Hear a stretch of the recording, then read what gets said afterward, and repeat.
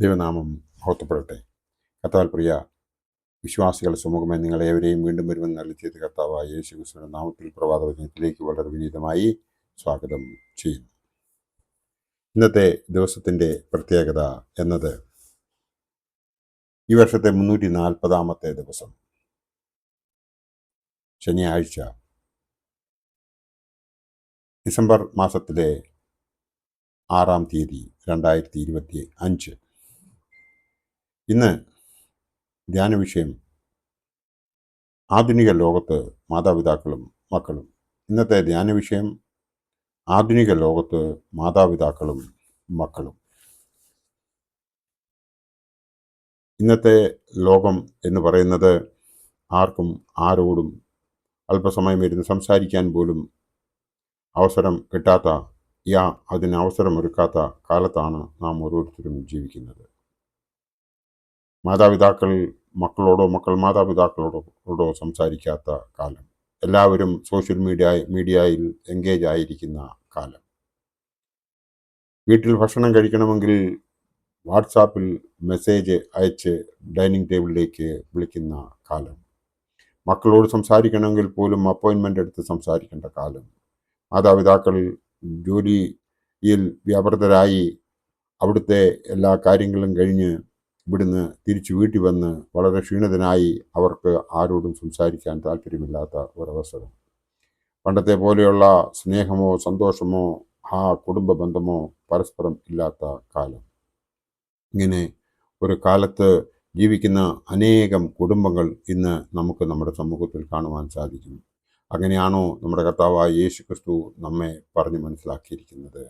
കർത്താവിൻ്റെ വചനങ്ങൾ നമ്മൾ ശരിയായ രീതിയിൽ ഗ്രഹിക്കുന്നവരാണ് എങ്കിൽ, വചനം വായിച്ച് ഗ്രഹിക്കുന്നവരാണ് എങ്കിൽ, 2 നേരം എങ്കിലും വീട്ടിൽ കുടുംബസമേതം ഇരുന്ന് പ്രാർത്ഥിക്കുന്നവർ ആണ് എങ്കിൽ, ഒന്നിച്ച് ഭക്തിഗാനങ്ങൾ ആലപിക്കുന്നവർ ആണ് എങ്കിൽ, ഒരുമിച്ച് ഒരു ടേബിളിൽ ഇരുന്ന് ഭക്ഷണം കഴിക്കുന്നവർ ആണ് എങ്കിൽ, അതോടൊപ്പം പരസ്പരം ഓരോരുത്തരും അങ്ങോട്ടും ഇങ്ങോട്ടും എന്തുണ്ട് വിശേഷം എന്ന് ചോദിച്ച് പരസ്പരം ഓപ്പണായി സംസാരിക്കുന്ന കാലത്ത് സംസാരിച്ചില്ല എങ്കിൽ വരുന്നതായ ഭവിഷ്യത്തുകളാണ് ഇന്ന് നാം ഓരോരുത്തരും ഇപ്പോൾ കാണുന്നത് എന്ന് നമുക്ക് പറയുവാൻ സാധിക്കും. അത് ഒക്കെയും അതിൻ്റെ എല്ലാത്തിൻ്റെയും ഒരു പരിഹാരം എന്ന് പറയുന്നത് നാം ഓരോരുത്തരും മറ്റൊരാളെ റെസ്പെക്റ്റ് ചെയ്യാൻ പഠിക്കുക എന്നുള്ളതാണ്. ആ റെസ്പെക്റ്റ് ഇല്ലാതെ വരുന്നിടത്താണ് അഹം ആരംഭിക്കുന്നത്. ആ അഹംഭാവം ആണ് ഈ ലോകത്തിൽ നിന്നും എല്ലാ കാര്യങ്ങളും ശിഥിലമാക്കുന്നത്, എല്ലാ ക്വാളിറ്റികളും ഇല്ലാതെ ആക്കുന്നത്. നാം വേദപുസ്തകം പാരായണം ചെയ്യുമ്പോൾ സദൃശ്യവാക്യത്തിൽ പറയുന്ന അത് 10-ാം അധ്യായം 1-ാം വാക്യത്തിൽ പ്രകാരം പറയുന്നു: ജ്ഞാനമുള്ള മകൻ അപ്പനെ സന്തോഷിപ്പിക്കുന്നു, ഭോഷനായ മകൻ അമ്മയ്ക്ക് വ്യസന ഹേതു ആകുന്നു എന്ന്. ജ്ഞാനമുള്ള മകൻ അപ്പനെ സന്തോഷിപ്പിക്കുന്നു, ഭോഷനായ മകൻ അമ്മയ്ക്ക് വ്യസനഹേതു ആകുന്നു.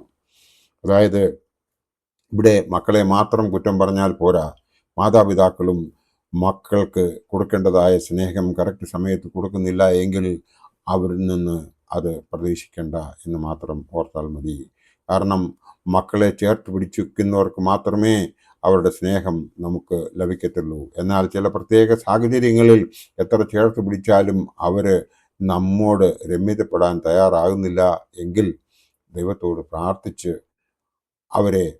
അവരുടെ മനസ്സിന് തിരിവുണ്ടാക്കത്തക്ക രീതിയിൽ നാം ഇടപെടാതെ പ്രാർത്ഥിക്കുകയാണ് വേണ്ടത് എന്ന് മാത്രമേ അവസരത്തിൽ ഞാൻ അങ്ങനെയുള്ള ഭവനങ്ങളിലുള്ളവരോട് പറയുവാൻ ആഗ്രഹിക്കുന്നു.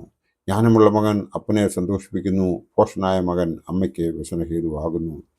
അത് സംഭവിക്കാതിരിക്കണമെന്നുണ്ടെങ്കിൽ ആ കുഞ്ഞുങ്ങൾ ഉണ്ടാകുന്ന അന്ന് മുതൽ അവർക്ക് ആ ബൈബിളിലുള്ള കാര്യങ്ങൾ പാരായണം ചെയ്ത് അവരെ കേൾപ്പിക്കുകയും അതിന് പ്രകാരം അവരെ ജീവിക്കാൻ അനുവദിക്കുകയും ചെയ്യണം.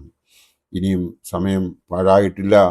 ഇനിയും ഉള്ള സമയത്ത് ബാക്കിയുള്ള സമയം പാഴാക്കാതെ എപ്പോഴൊക്കെ അവരോട് സംസാരിക്കുമ്പോഴും വളരെ സന്തോഷമായിട്ടും സമാധാനത്തോടു കൂടിയും സംസാരിക്കുകയും ദൈവവചനം കൂട്ടിച്ചേർത്ത് അതിൻ പ്രകാരം അവരെ പറഞ്ഞു മനസ്സിലാക്കാൻ ശ്രമിക്കുകയും ചെയ്യുമ്പോൾ എല്ലാ കാര്യത്തിനും ഒരു തീരുമാനം ഉണ്ടാകും.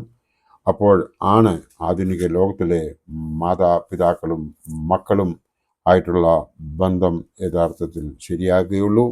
അതിനു വേണ്ടിയിട്ട് നാം ഓരോരുത്തരും ദൈവത്തിൽ ആശ്രയിക്കുകയാണ് വേണ്ടത്. ദൈവത്തിൽ ആശ്രയിച്ച് നമ്മൾ മുമ്പോട്ട് പോകുന്നുവെങ്കിൽ എല്ലാറ്റിനും ഒരു പരിഹാരം ദൈവം കാട്ടിത്തരും എന്ന് മാത്രം ഈ അവസരത്തിൽ ഓർപ്പിച്ചുകൊണ്ട് എൻ്റെ വാക്കുകൾ ഞാൻ ഇവിടെ ഉപസംഹരിക്കട്ടെ. ദൈവം നമ്മളെ എല്ലാവരെയും അനുഗ്രഹിക്കട്ടെ. നന്ദി, നമസ്കാരം.